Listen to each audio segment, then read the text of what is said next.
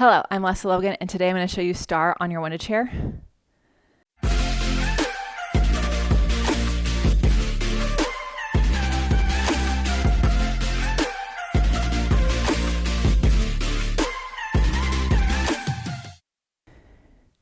So Star on the Wunda chair is, it's a lot of things. It's also not a big movement. So it's a lot of things, but not a big movement. I say that because people tend to hop to lift this pedal. And always when it comes to the chairs, it actually comes to Pilates, it's not about opening the spring. It's about connecting the connections together so that one day it does open and then you can close it from those connections, right? So Star is one of those. I am working this exercise today from a top middle spring. That might be too powerful for you. You might be a bottom top spring or a middle bottom spring, okay? I would love to be a top bottom spring just because I would have to change the spring to do this. But it's a tough exercise, and so I just need a little bit more support for my body in this position. Something to keep in mind, this is one of those exercises where you might want to put a little lift here, like a little yoga block here if you are on the shorter side, okay? Just so the pedal starts a little higher.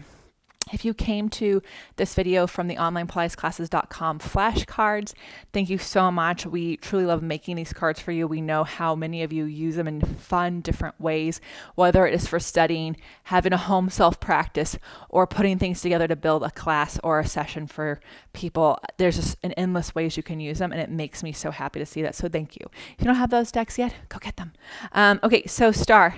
The best way to set up, the safest way is always to set up facing the chair, 1 foot on, and then you pivot your feet around, okay?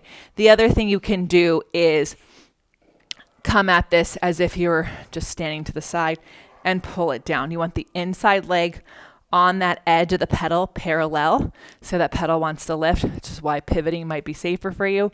And then the inside arm is on the back edge of the chair, and then the top arm and top leg go out. Now, this might be enough. Let me tell you, some days everything is working and it's enough for me, okay? Otherwise, without leaning beyond your wrist, you try to lift your waist up to lift the pedal up. So I imagine I'm holding onto a rope up here and I'm trying to lift. There we go. It's not big. And we're not hopping. We're connecting that energy.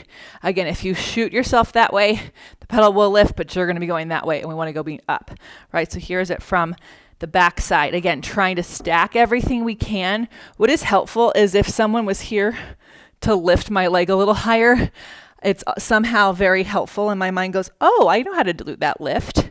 So we bring everything together, make sure we're not turning towards the chair, and up.